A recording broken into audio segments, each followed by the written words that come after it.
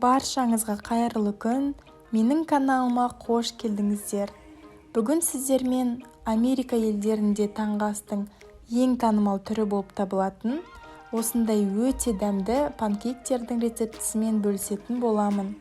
Менімен бірге дайындап көріңіздер. Ол үшін бізге қажет ингредиенттер ол 3 жұмыртқа, ұн, қант, шымшым тұз, өсімдік майы және де сүт. Сүт міндетті түрде жылы болуы керек. Барлық ингредиенттер мөлшерімен видео астындағы сипаттамада жазылған. Ең бірінші біз жұмыртқаның ақуызы мен сарыуызын бір-бірінен ажыратып аламыз және ақуызға шымшым тұз салып, өз пішінін жақсы ұстағанша миксерлейміз. Біз осылай ақуызды жеке миксерлегендіктен, бұл рецептте қопсытқышты қолданбасақ та, панкейктер биік көлемді болып шығады.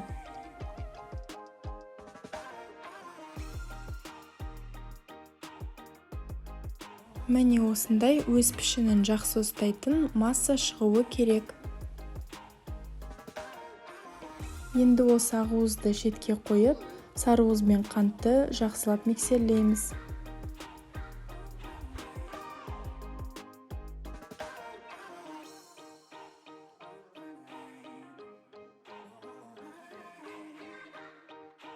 Осылай сәл ағарғаннан кейін жылы сүтті қосып, тағы араластырамыз. Жылы сүт қанттың толығымен еруіне көмектеседі.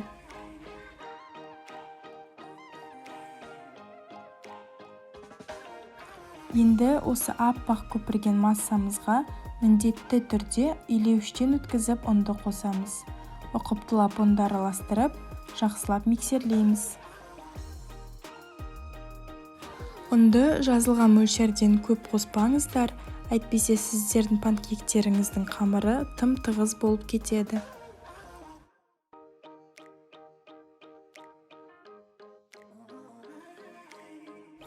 Енді осы қамырға өсімдік майын қосып араластырамыз.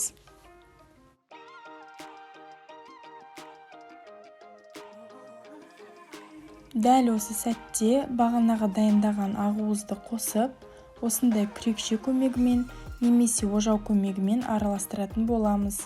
Миксерлеп қажет емес, себебі ақуыз отырып қалып, панкейктер көлеміне әсер етеді.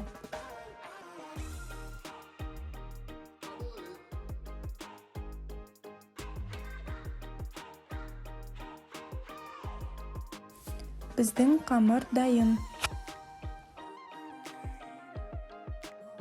Енді панкейк дайындауға кірісеміз. Таба міндетті түрде құрғақ болу керек және де алдын ала қыздырып алуымыз қажет. Менде осындай арнайы құймаққа арналған таба. Осылай орташа көлемде қамырды құйып отырып пісіретін боламыз. Бірақ сіздер көлемін қалауларыңыз бойынша кішірек те қылып пісірсеңіздер болады.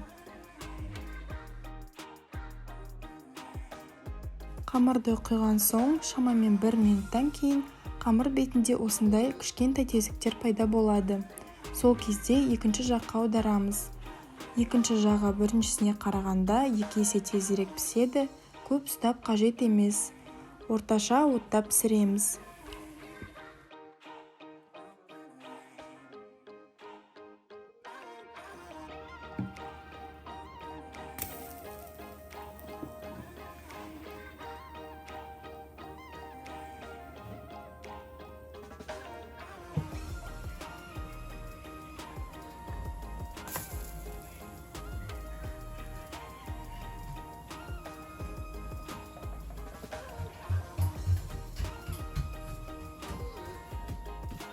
Міне біздің панкейктер дайын болды.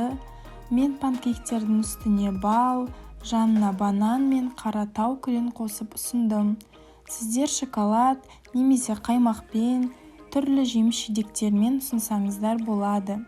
Барлығы өз қалауларыңыз бойынша. Сіздерге видео ұнаған болса, лүпіл басып, комментарий қалдыруды ұмытпаңыздар. Әлі алда өте көп рецепттер болады. Сіздермен болған Төлеуқұл Айзат, баршаңызға сәттілік.